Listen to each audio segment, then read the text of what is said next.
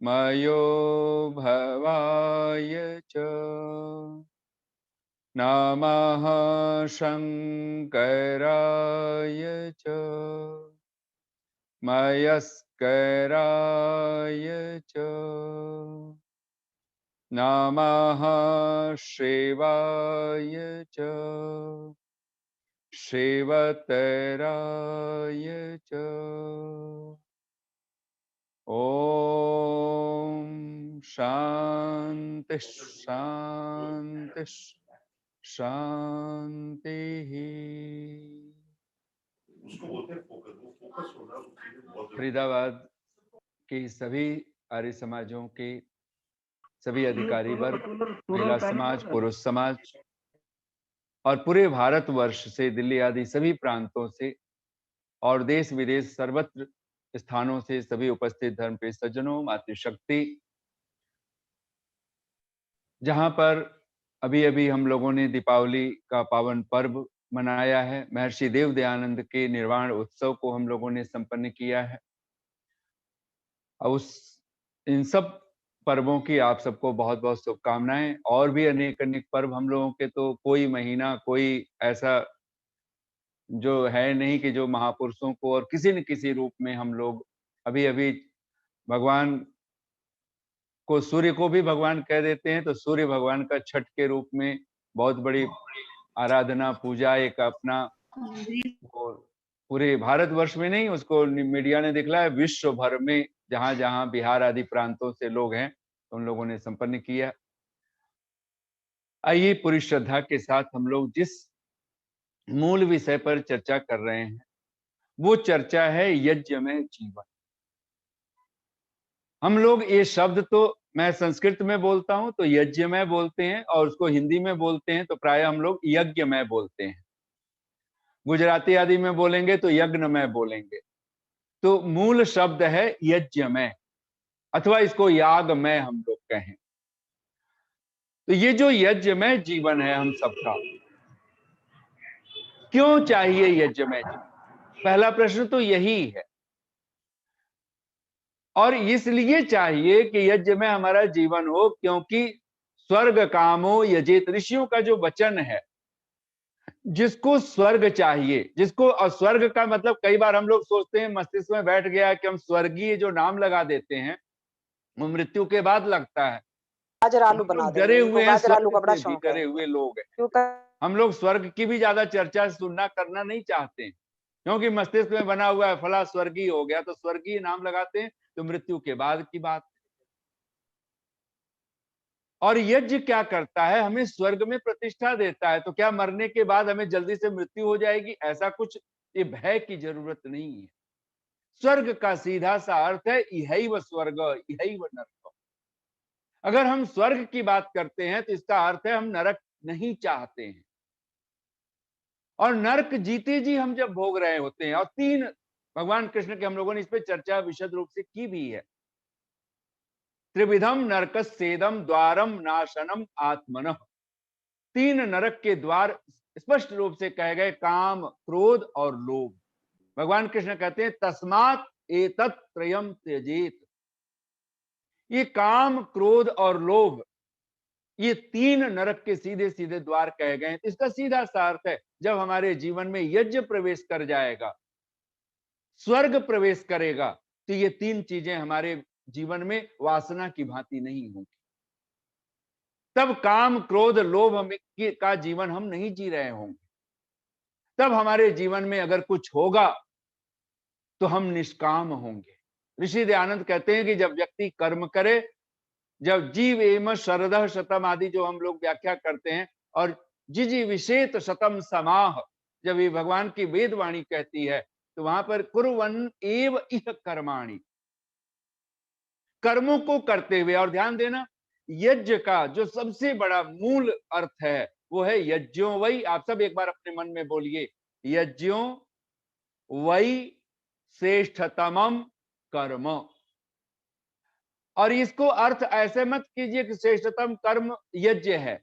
हम लोग ऐसा करके अपने हर अहंकार वाले कर्म को हम श्रेष्ठतम कह देते हैं और कहते हैं हमने यज्ञ कर लिया, क्योंकि श्रेष्ठतम है, श्रेष्ठतम का अर्थ ही होता है जहां पर ईगो नहीं कोई खड़ा हो सकता। आप ये घोषणा नहीं कर सकते हैं कि मैंने कुछ किया। आपको हर बार अगर एक पंक्ति लगानी ही पड़ेगी, भवत कृपया, हे प्रभु आपकी कृपा से हमने ये संपन्न किया है। हम लोग क्या करते हैं, जबकि शब्द क्या है भगवान महर्षि याज्ञवल्क्य के, यज्ञों वही का अर्थ होता है ही, निश्चय जिसको कहा गया है, यज्ञ ही। और कहते हैं श्रेष्ठतमम कर्म, श्रेष्ठ, एक तो हम लोग जो डिग्री लगाते हैं, श्रेष्ठ, श्रेष्ठतर, श्रेष्ठतम, तो श्रेष्ठ कर्म है, श्रेय के पथ पर है, ये तो है ही, लेकिन ऋषि कहता है श्रेष्ठतम कर्म है, इससे ज्यादा और कोई शुभ कर्म, श्रेष्ठ कर्म हो नहीं सकता है। कहते हैं तस्मात् मनुष्येभ्यो यज्ञम प्राह, इसलिए मानव मात्र को यज्ञ करने के लिए भगवान ने कहा है, ऋषियों ने कहा है। और भगवान का ये आदेश, यज्ञ को हम लोग किस श्रद्धा में, कि जब हम लोग यज्ञ को एक सामान्य रूप से हम लोग दैनिक जो भौतिक यज्ञ करते हैं, हवन आदि करते हैं, उसको हम लोगों ने यज्ञ कहा है। हमने ब्रह्म यज्ञ को वहां से उपासना से जोड़ दिया, तो हम लोग सोचते हैं शायद ये यज्ञ नहीं है जो हम लोग संध्या उपासना करते हैं, जबकि ये पहला यज्ञ है, ये मूल यज्ञ है। हम माता पिता का सम्मान करते हैं, पूजा करते हैं, सत्कार करते हैं, उसको हमने यज्ञ नहीं स्वीकार किया। हम सोचते हैं ये तो माता पिता का, ये तो ठीक है, मान सम्मान करना, इसको क्या यज्ञ कहना, वहां कोई हवन कुंड थोड़े न जल रहा है। हमने प्राणी मात्र के लिए कुछ दान दिया, हमने उसको यज्ञ नहीं समझ पाए। हमने अतिथियों का, विद्वानों का अगर सम्मान किया, हम उसको यज्ञ नहीं कह पाए, जबकि ये श्रेष्ठतम कर्म है। लेकिन मूलतः जब बात आती है कि कौन सा ये कर्म श्रेष्ठतम कर्म है, तो वहां पर भगवान महर्षि याज्ञवल्क्य इस यज्ञ को, जो जलवायु की शुद्धि वाला हम लोग यज्ञ कहते हैं, जिस यज्ञ को ऋषि कहता है अथ अग्नौ द्रव्यम किमर्थम प्रक्षिप्यते, कि ये जो यज्ञ की अग्नि हम उद्बुद्ध कर लेते हैं, जला देते हैं, इसमें हम द्रव्य आदि क्यों आहुत करते हैं, क्यों इसमें हम होम करते हैं, क्यों करें, किमर्थम, किस लिए करें। और ये मंत्र वो मंत्र है, ऋषि दयानंद जब भूमिका बांधते हैं तो कहते हैं कस्त्वा विमुंचति सत्वा विमुंचति, ये मूल देवता यज्ञ है इस मंत्र का, यजुर्वेद के दूसरे अध्याय का मंत्र है ये। तो वहां कहा कह, कौन यज्ञ का अनुष्ठाता, जो सुख चाहने वाला है, जो स्वर्ग चाहने वाला है, कौन है जो इस यज्ञ को छोड़ सकता है। तो ऋषि भाष्य करते हुए लिखता है अर्थात कोई भी नहीं छोड़ता, यह यज्ञ छोड़ने योग्य नहीं है। तो वहां पर कहते हैं यह यज्ञम त्यजति, वहीं पर प्रश्न किया है कि जो भगवान के वेद द्वारा जो आज्ञापित व्यवहार है, इस आज्ञा को जो छोड़ता है, ऋषि भाष्य करता है, कहते हैं दुष्टई पीड़ितः सन सर्वदा दुखी भवत, वो सदा ही दुष्ट लोगों से, मनुष्यों से, जो भगवान की वेदाज्ञा है कि हम ऐसे यज्ञ याग करें, हम संध्योपासना करें, हम पितृ यज्ञ करें, ये सारे यज्ञों को करते हुए कहते जो नहीं करता है, भगवान के वेद के द्वारा जो आज्ञा है उनका जो पालन नहीं करता है, कहते हैं वह दुष्टई। और वहां पे कहते भाष्य करते हुए हिंदी आदि में लिखते हैं वो दुष्ट मनुष्यों से पीड़ा पाता है। और आज हम सारे जगत में देख सकते हैं कि जब हमारे ऊपर, और हम लोग सोच नहीं पाते कि हमारे जीवन में किस तरह की हिंसा आदि की वृत्ति बैठी है। यज्ञ का एक नाम है अध्वर, ध्वर कहते हैं हिंसा, और अध्वर जहां हिंसा का स्थान नहीं है। अध्वर नाम युद्ध का भी है, युद्ध भी करते हैं, इसलिए उसको धर्म युद्ध कहा गया। भगवत गीता में भगवान कृष्ण और भगवान वेद व्यास के शब्द धर्म क्षेत्रे कुरुक्षेत्रे। और धर्म युद्ध का क्या अर्थ है, जहां ईर्ष्या लेकर के, द्वेष लेकर के युद्ध नहीं करना है, जहां राग द्वेष छोड़ करके अद्वेष्टा सर्वभूतानाम मैत्रः करुण एव च। भगवान कृष्ण अर्जुन को जब उपदेश देते हैं, कहते हैं तुझे ऐसे हो करके तुझे युद्ध करना, युद्धस्व, तो युद्ध कर। जहां राग है, द्वेष है, वहां तो हम लड़ाई भी नहीं कर सकते ठीक। यज्ञ का जो मूल भावना है वो त्याग है,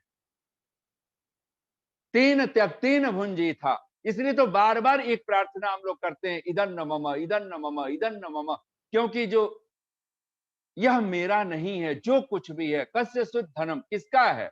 तो सब उसी का तो है।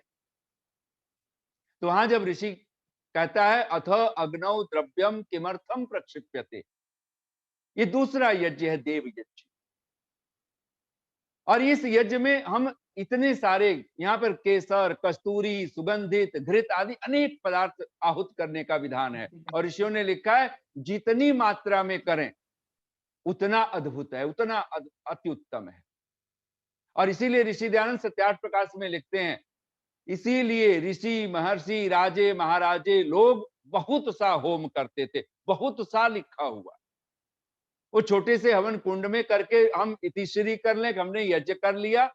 कुछ लोगों को मैंने देखा है कि वो छोटा सा हवन कुंड रखे और सीख बराबर वो घी डाल डाल करके वो सोचते हैं हमने दैनिक हवन कर लिया। स्वामी जी ने वहां लिखा है 16 आहुतियों के क्रम में कम से कम 6 मासा एक घृत के चम्मच का परिणाम दिया है, घी का परिमाण दिया है। और ऋषि ने लिखा है बहुत सहज से, आप सत्यार्थ प्रकाश में वाक्य आप सब अपने मन में दोहराइए, एक मनुष्य जितना घृत और सुगंध आदि पदार्थ खाता है, क्यों आहुत करना है? कहते हैं एक व्यक्ति, एक मनुष्य जितना घृत और सुगंध आदि पदार्थ खाता है, उतने द्रव्य के होम से लाखों मनुष्यों का उपकार होता है। वहां पे ये सत्यार्थ प्रकाश में शब्द है ऋषि के, लाखों। और प्रसंग कैसा चल रहा है? दैनिक हवन का, जहां 16-16 32 आहुतियों के देने का विधान है। यानी आप 32 आहुतियों का एक विधिवत आप यज्ञ कर रहे हो, विधि विधान के साथ, लाखों मनुष्यों का उपकार होता है। इसका मतलब हम समझते हैं उपकार शब्द पुण्य का पर्यायवाची। जब हम पाप का विपरीत शब्द बोलते हैं उसका अर्थ है उपकार कहिए, पुण्य कहिए, एक ही बात।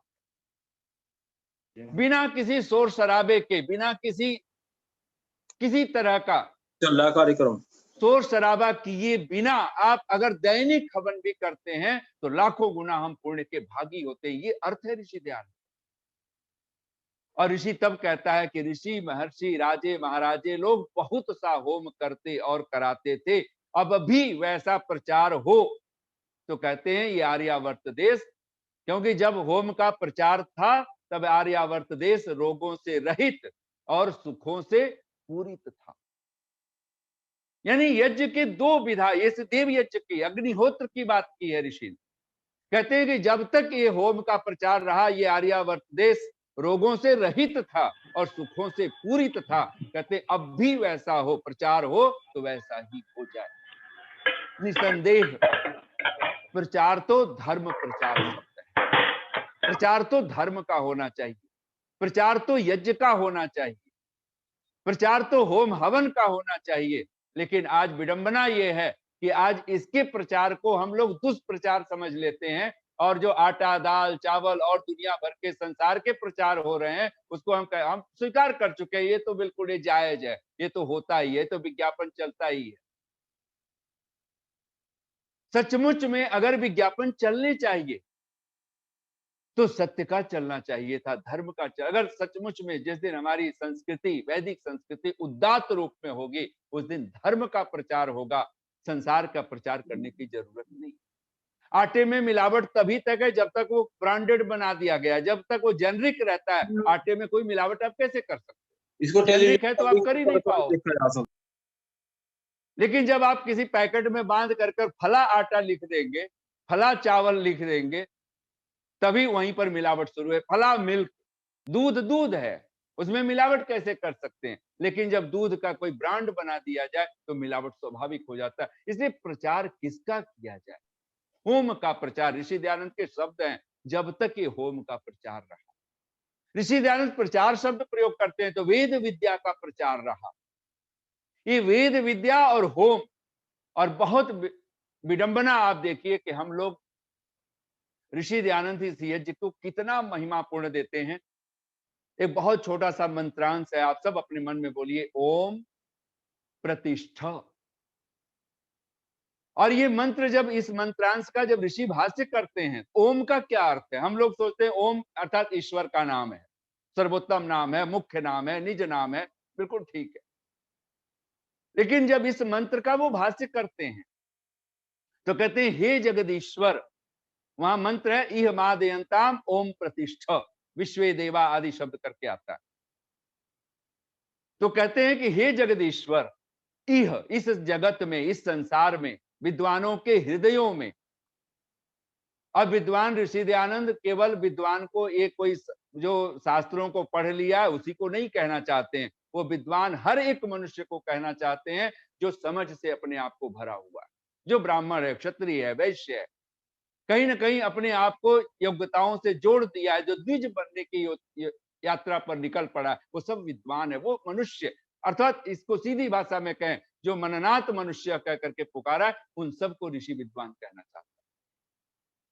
तो कहते हैं हे जगदीश्वर इह। अब यहाँ ओम का क्या अर्थ लिखा है, अब वहां हिंदी भाषा में हमें नहीं मिलता है, लेकिन संस्कृत में ऋषि स्पष्ट लिखते हैं ओम ईश्वर वाचको। आप सब एक बार दोहराइए, ओम ईश्वर वाचको यज्ञों वेद विद्या वा।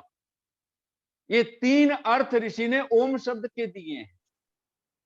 ओम का एक अर्थ ईश्वर है, ओम का दूसरा अर्थ यज्ञ है, ओम का तीसरा अर्थ वेद विद्या है। और इसीलिए वहां पर भाष्य करते हैं कि हे जगदीश्वर इह, इस जगत में विद्वानों के हृदयों में यज्ञ और वेद विद्या को प्रतिष्ठित कीजिए।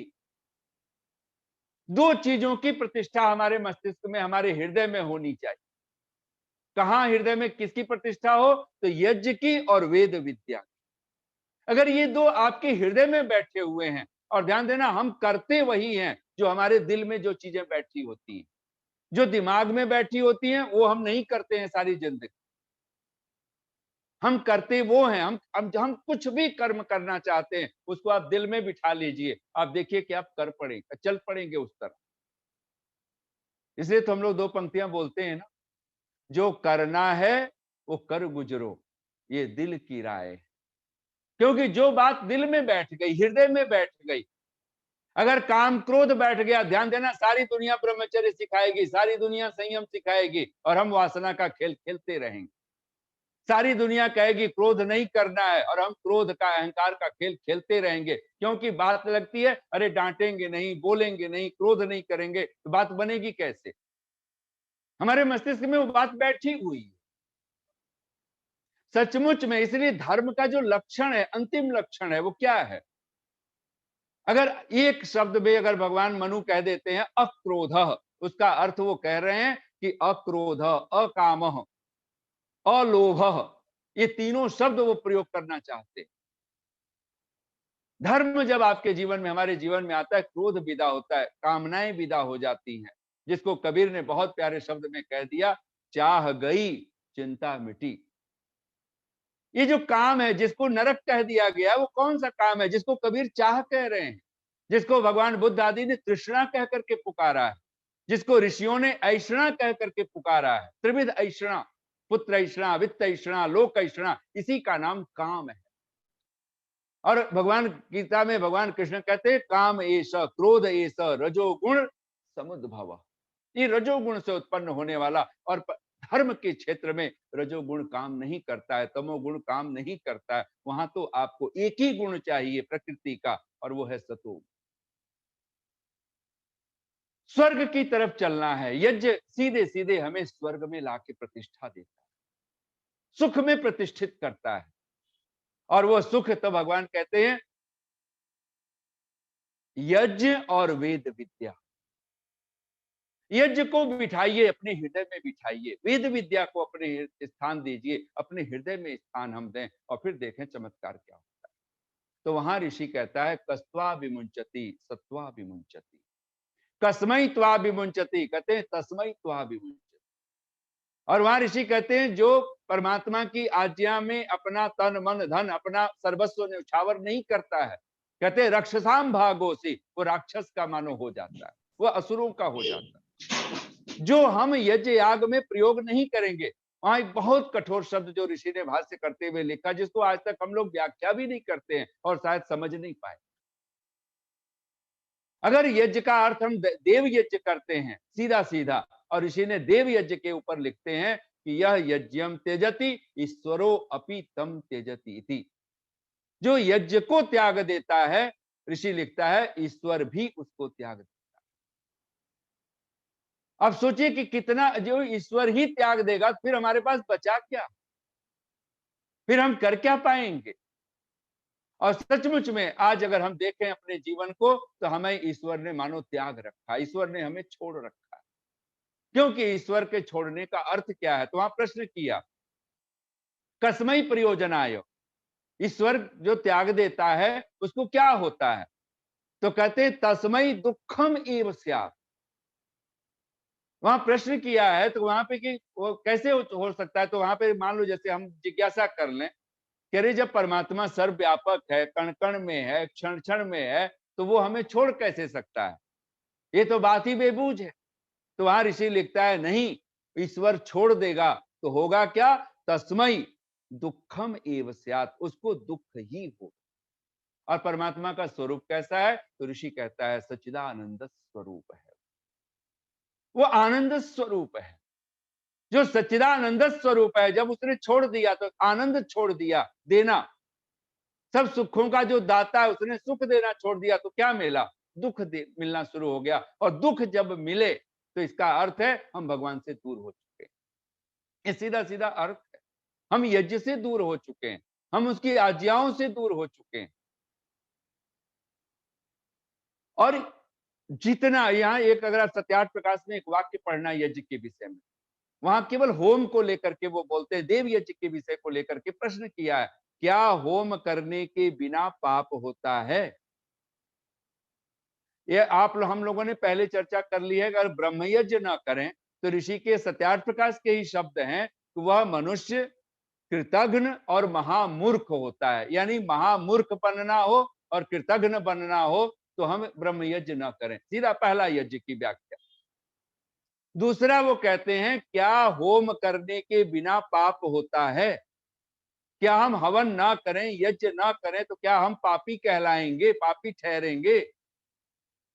तो ऋषि इसका क्या उत्तर देते हैं, एक शब्द में आंसर दिया है, हाँ, यस कह करके पुकारा, यस।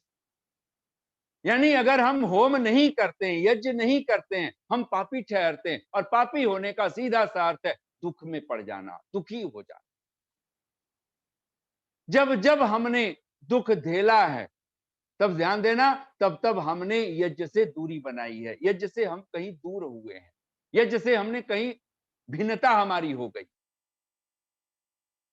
दो मार्ग कहे गए हैं, हम सबको विदित है, एक है श्रेय मार्ग और एक है प्रिय मार्ग।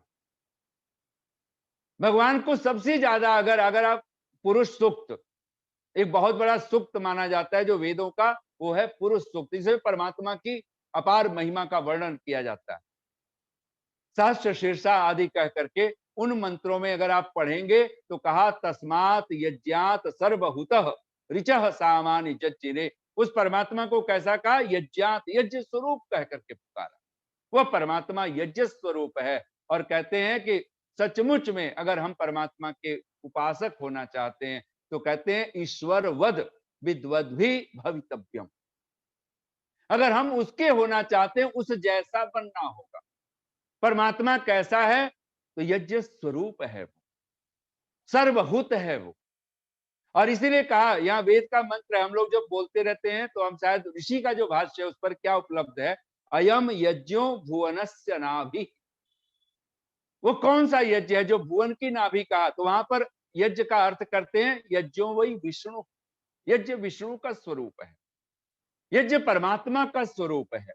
और वो परमात्मा इस समस्त त्रिभुवन का, समस्त लोक लोकांतरों का वो नाभि है, वो केंद्र है, वो आधार है। ये जब हमारी मानसिकता में बैठ जाए ये बात, वह परमात्मा यज्ञ स्वरूप है और वो हमें भी चाहता है पुरुषो वाव यज्ञ, हम मनुष्य भी यज्ञ स्वरूप बन जाए। और इस पर सबसे बड़ी महिमापूर्ण ये है कि हम, मैंने बहुत पहले एक बार शायद आप लोगों को सुनाते हुए कहा था, यज्ञ का जो मूल अर्थ है, आप सब बोलिए एक बार, यज्ञ श्रद्धा। यज्ञ का जो मूल अर्थ है वो श्रद्धा है। श्रद्धया अग्नि समिध्यते, श्रद्धया हूयते हवि।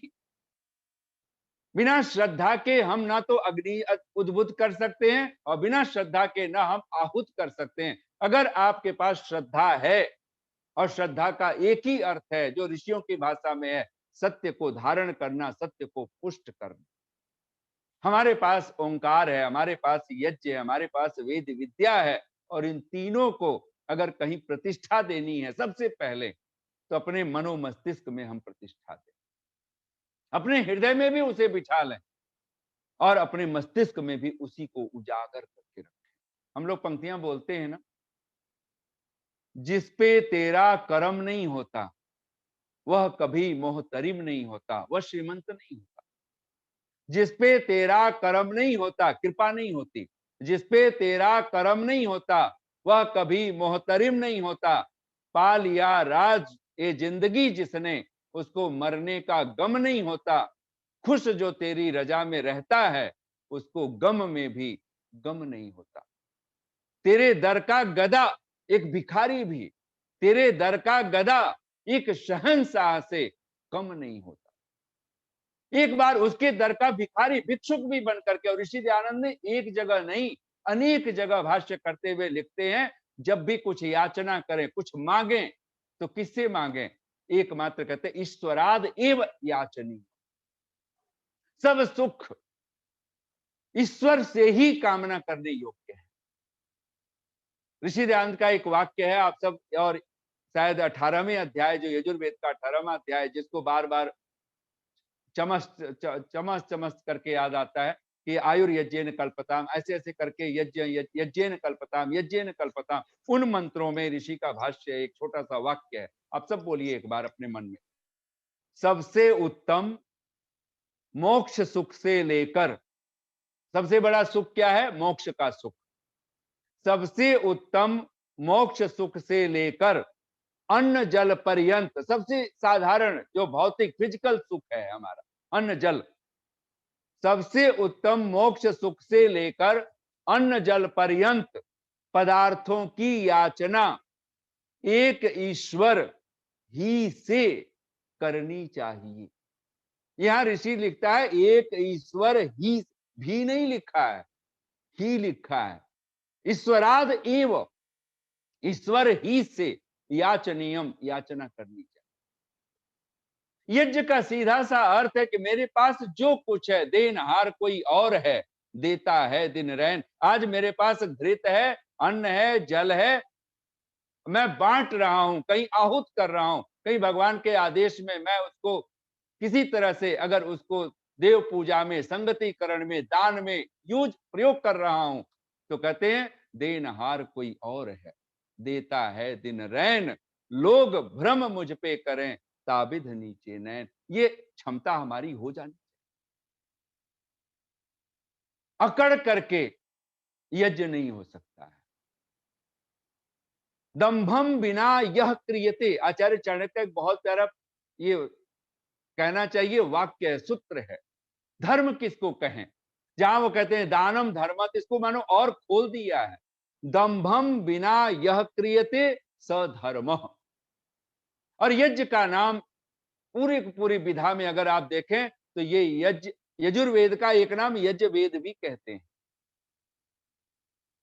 यजु और यज्ञ का ही दूसरा नाम धर्म है। धर्म का जो 3 स्कंध कहे गए हैं, तो वहां पर पहला स्कंध कहा गया यज्ञो अध्ययनम दानम इति प्रथम। पहला जो स्कंध कहा गया धर्म का, वो यज्ञ को कहा गया, अध्ययन को कहा गया, दान को कहा गया। भगवान कृष्ण के शब्द हैं, आप सब एक बार दोहराइए। यज्ञों, यहां पर ये शब्द है यज्ञ दान तपह कर्म न त्याज्यम कार्यम एव तत्व। ऋषि के वहां पे महर्षि भगवान योगेश्वर कृष्ण का अर्जुन को जो उपदेश दिया गया है, और ये लगभग 18वें अध्याय के ये श्लोक हैं। यज्ञ दान तपह कर्म, इनको तीनों को कर्म कहा गया है। और आज भी हम लोग जब अपनी भाषा में प्रयोग करते हैं तो धर्म कर्म है। धर्म शब्द का अर्थ ही होता है कि जो आपके जीवन का अंग बन गया, आपके आचरण में आ गया, उसी को तो हम धर्म कहते हैं ना। हम लोग तो कहा करते हैं 4 पंक्तियों में, धर्म के नाम पर प्यारों हमें जीना तो आता नहीं, मरना भी नहीं आता।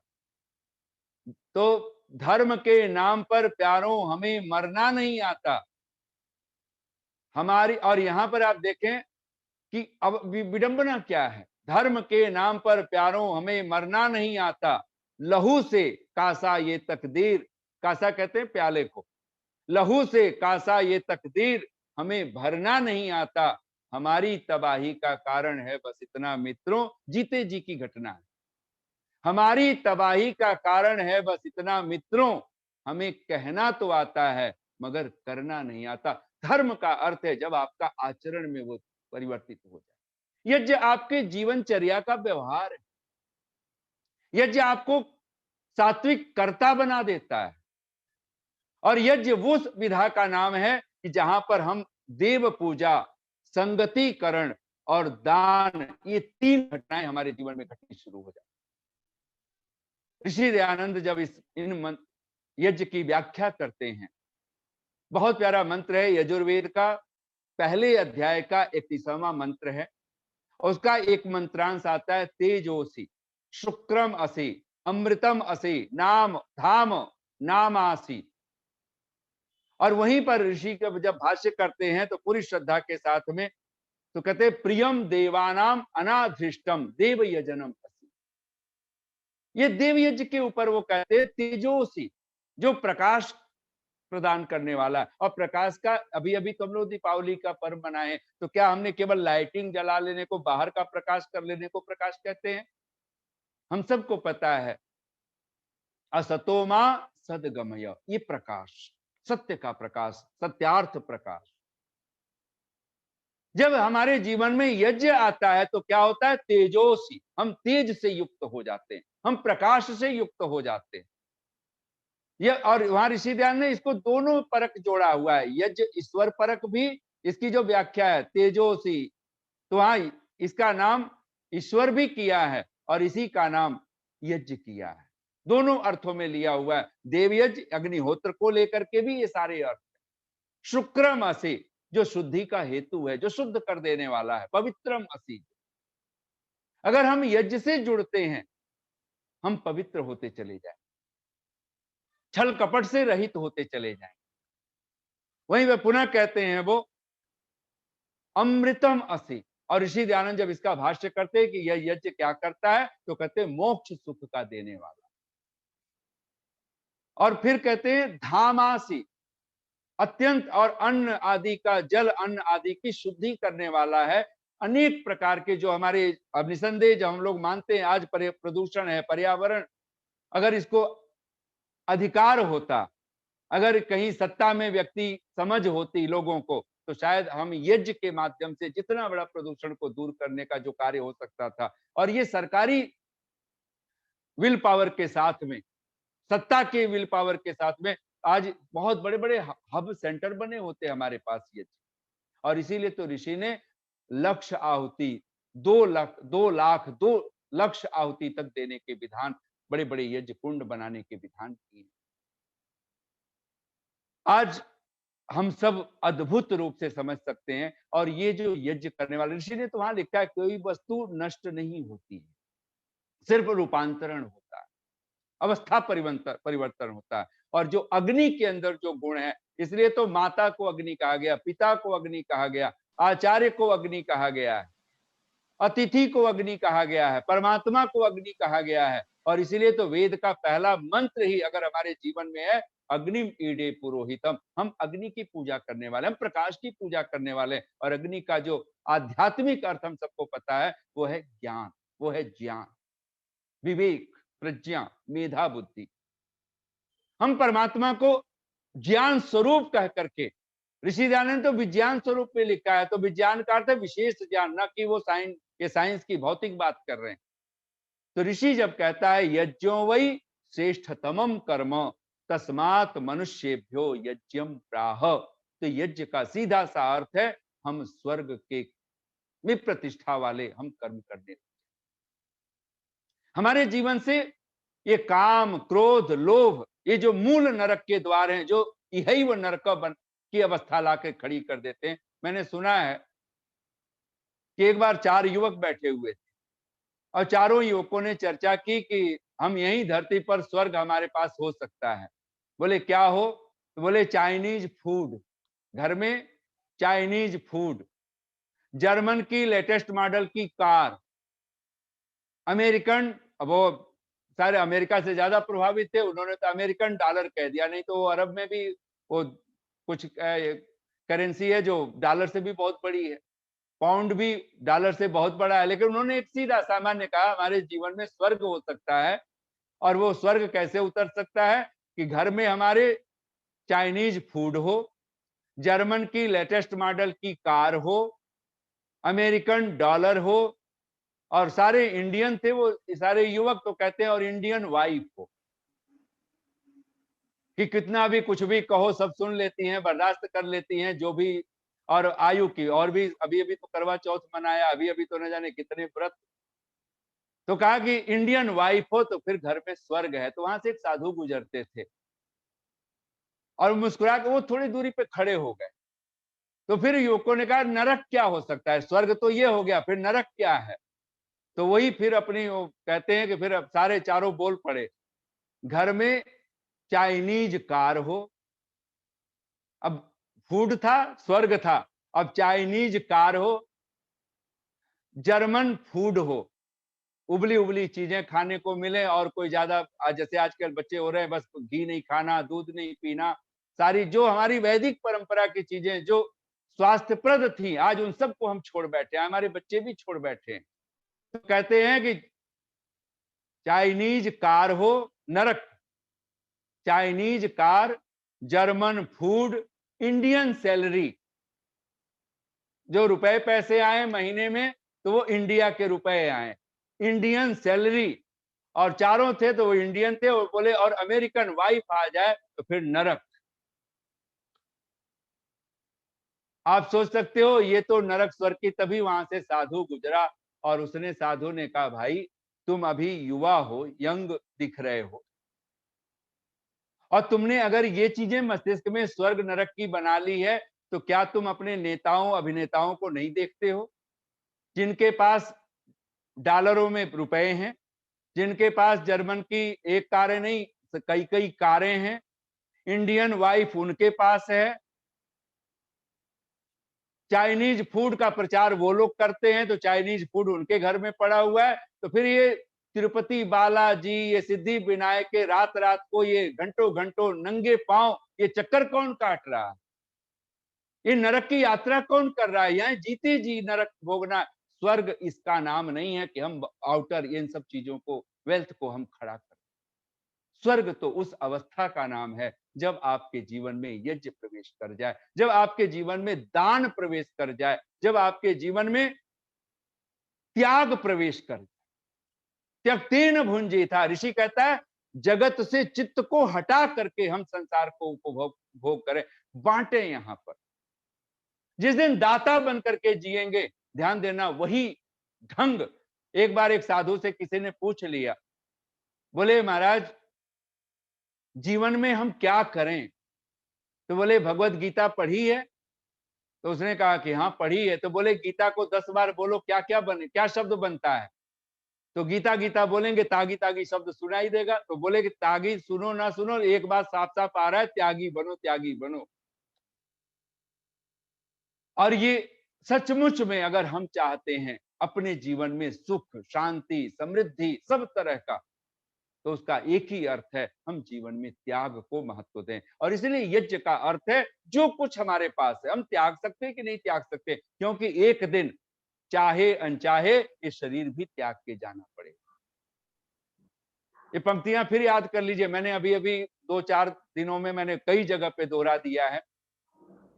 माटी, कबीर की पंक्ति है, बहुत प्यारी पंक्ति है। माटी चुन चुन महल बनाया, लोग कहें घर मेरा, ना घर तेरा ना घर मेरा, चिड़िया रैन बसेरा।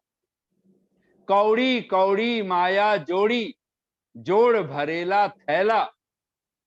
पुराने जमाने में जमीनों में गाड़ के रख देते थे, थैले में भर लेते थे। आज हमने बैंकों में, लाकरों में हमने वही वही काम किया, सिर्फ नाम बदला है, रूप बदला है। कौड़ी कौड़ी माया जोड़ी, जोड़ भरेला थैला, कहत कबीर सुनो भाई साधो, संग चले ना धेला। पुरानी इकाई रुपए की थी, वो धेला थी। 1 रुपया अब तो हो गया, तो रुपए से नीचे कुछ चलता नहीं, तो 1 रुपया भी नहीं हम ले जा सकते हैं, ऐसी तो जिंदगी है। कहत कबीर सुनो भाई साधो, संग चले ना धेला, उड़ जाएगा हंस अकेला, जग 2 दिन का मेला। ये एहसास, ये प्रतिपल होना चाहिए। वायु अनिलम अमृतम अथेदम भस्मांतम शरीरम। ये जो 16वां यज्ञ करने की क्षमता है, ये वही कर पाएगा जो 15 संस्कार करने की क्षमता रखता हो। हमने हमने कभी, आपको पता है, बहुत चौंक जाएंगे हम लोग विवाह को बहुत शुभ समझते हैं। हाँ, थोड़ा ध्यान से आप सुनेंगे इस वाक्य को।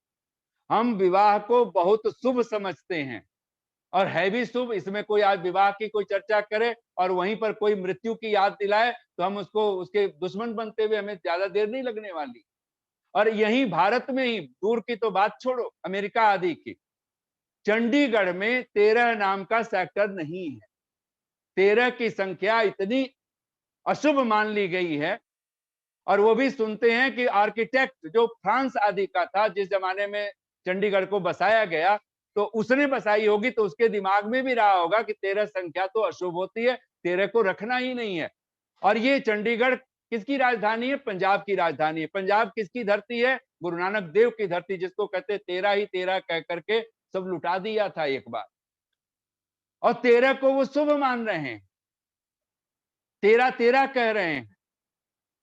और अगर आप 16 संस्कार अगर आप ठीक से गिन लें संख्या के आधार पर, आप जान के हैरान होंगे, 13वां संस्कार विवाह संस्कार है।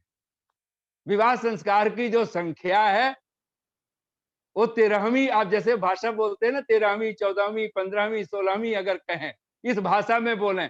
कई लोग तो मृत्यु को भी जब संस्कार करते कहते हैं आज हमारे पिताजी की 13वीं है, आज हमारे माताजी की 13वीं है। ऐसी भाषा हम सुनते हैं। आप हंस करके हम लोग कह सकते हैं जी हमारे बेटे का आज 13वां है। कौन? संस्कार है, विवाह संस्कार है। बड़ा कठिन लगेगा, लेकिन 13 की संख्या में विवाह संस्कार। हम कहां हैं? हम किस मानसिकता में हम लोग जी रहे हैं? जिसने, और 15वां संस्कार आपने कभी ख्याल किया 16वां कौन करने में समर्थ होगा? अंत्येष्टि किसकी अद्भुत होगी? जिसके पास 15वां संस्कार हो गया है, जो सन्यास की अवस्था में आ चुका है। आज मैं नहीं कहता, अगर भगवान करे कि हम वानप्रस्थ भी उसी भाषा में, ना आज माहौल है, लेकिन कम से कम मन से तो हम बनने शुरू हो जाएं। हम अपने सारे जिम्मेदारियों से, सारे दायित्वों से हम मुक्त तो होने लगे। यज्ञ कहता है देव पूजा, और ये हो सकता है जब हमारे जीवन में देवों का पूजन हो जाए। और ध्यान दीजिए, ये जो 5 महायज्ञ है, ये 5 देवता हमारे पास। पहला ब्रह्मदेव है, परमात्मा देव है, उसको सर्वस्व अर्पित कीजिए। भगवान के जो आदेश हैं उन पर अपना तन मन धन सब लुटा दीजिए। दूसरा देव यज्ञ, जिसका नाम ही होम हवन आदि का नाम ही देव यज्ञ है। और इसमें, इस देव यज्ञ की व्याख्या करते हुए ऋषियों ने लिखा है, इसमें विद्वानों को आमंत्रित करना अत्यंत अनिवार्य होता है। दान दक्षिणा देना अत्यंत अनिवार्य होता है। यज्ञ की पत्नी मानी गई है किसको? दक्षिणा। और यज्ञ को जो श्रद्धा का रूप लेता है, अब 5 शब्द जो हम लोग बोला करते हैं, विधि, शिष्टान्न, अन्न, शिष्टान्न बोलते हैं, मंत्र, दक्षिणा और श्रद्धा, ये 5वां जो अंग है श्रद्धा, ये यज्ञ का मूल अर्थ है। तो हम सब भगवान से प्रार्थना करते हुए आप सबको बहुत बहुत साधुवाद के साथ, मैं घड़ी पे नजर मेरी पहुंच गई है, तो आइए मैं इसको समेटता हुआ अपनी बात को, 2 दिन की जिंदगी में इतना न मचल के चल। 2 दिन की, कबीर कहते हैं ना, जग 2 दिन का मेला।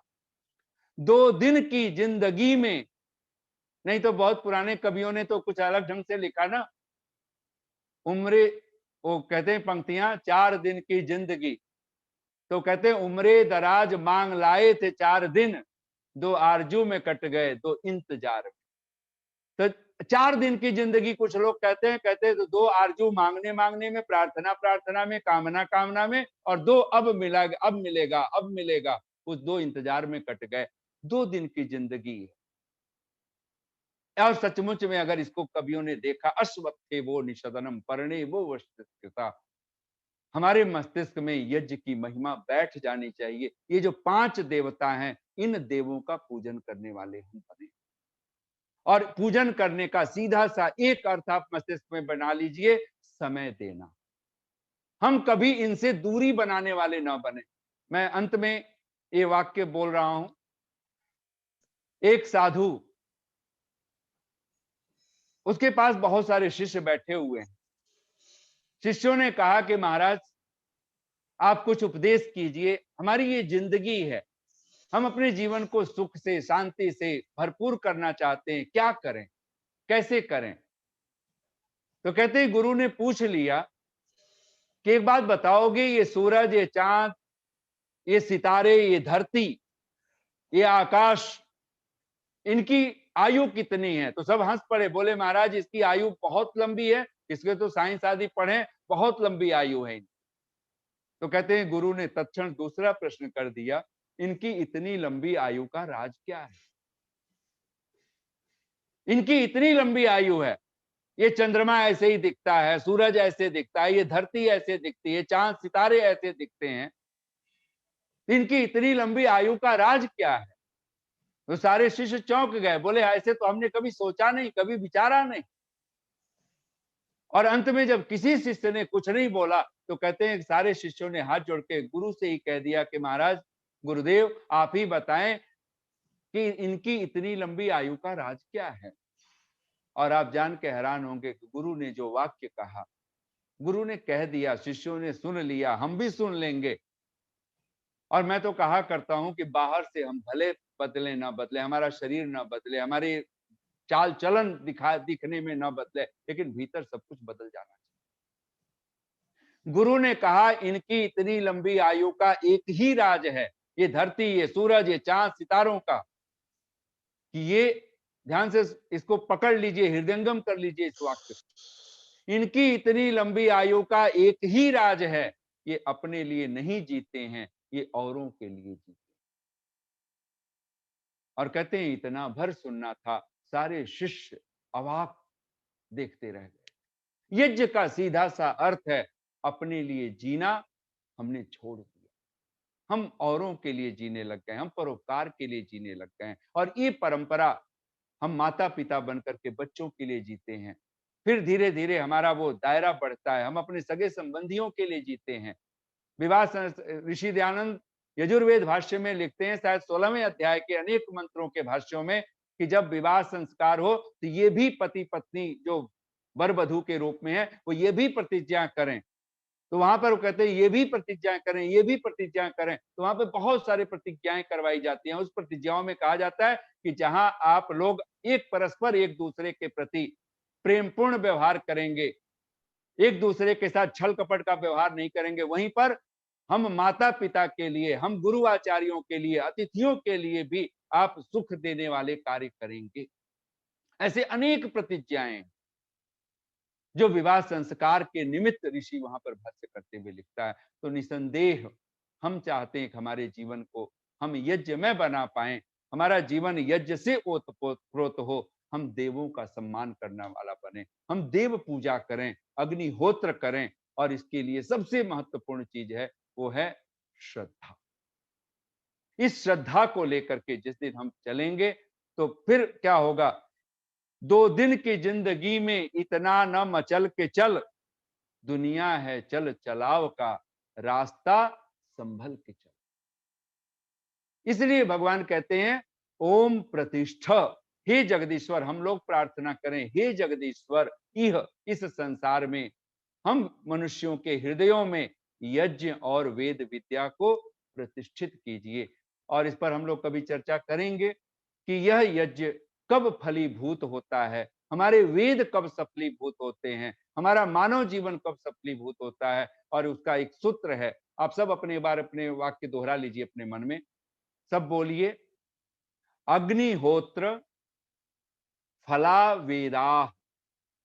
जिस व्यक्ति के जीवन में अग्निहोत्र है, उसका जीवन, उसके जीवन में वेद फलीभूत हो जाते हैं, वेद सफलीभूत होते हैं। और वेद का अर्थ ही अनेक अनेक है, वेदो धनम, उसके जीवन में धन्यता आ जाती है।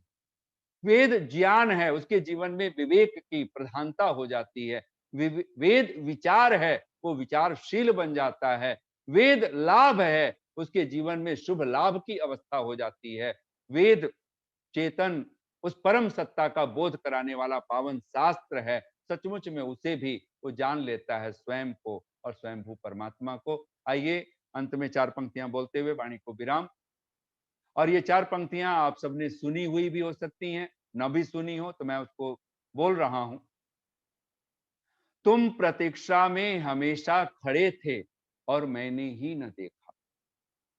तुम प्रतीक्षा में, वो कौन? वो परमात्मा जो यज्ञ रूप है और जो हर पल हमारे समक्ष है, सर्वव्यापक है, हमारे हृदय में ही बैठा हुआ है। युष्माकम अंतरम बभूव। और वो हर पल प्रतीक्षारत है, कब ये प्रिय का मार्ग छोड़ेगा, कब श्रेय के पथ पर चल पड़ेगा, कब ये नरक की यात्रा छोड़ेगा और कब ये स्वर्ग की यात्रा, यज्ञ की यात्रा पर निकल पड़ेगा, कब ये यज्ञ मैं बनेगा। तब भगवान मानो प्रतीक्षा करते हुए पुकारता है, तुम प्रतीक्षा में हमेशा खड़े थे और मैंने ही न देखा। एक सुरभित सांस आती थी कहीं से, एक सुगंधी, एक सुरभित सांस आती थी कहीं से, धूल से, फूल से, नभ तारकों से, चांद सूरज से, गगन या अंतःकरण से, या कि मेरे ही शिराओं के रगों से। पर इत्र की कुछ शीशियों को खोलते और मूदते ही उम्र मेरी कट गई है। तुम प्रतीक्षा में हमेशा खड़े थे और मैंने ही न देखा। मैं बिना व्याख्या के बोल रहा हूं, कभी अवसर मिलेगा तो इस पर बोलूंगा। एक झिलमिल ज्योत आती थी कहीं से, एक प्रकाश, एक किरण, एक अग्नि। एक झिलमिल ज्योत आती थी कहीं से और हम ढूंढने कहां निकल पड़े।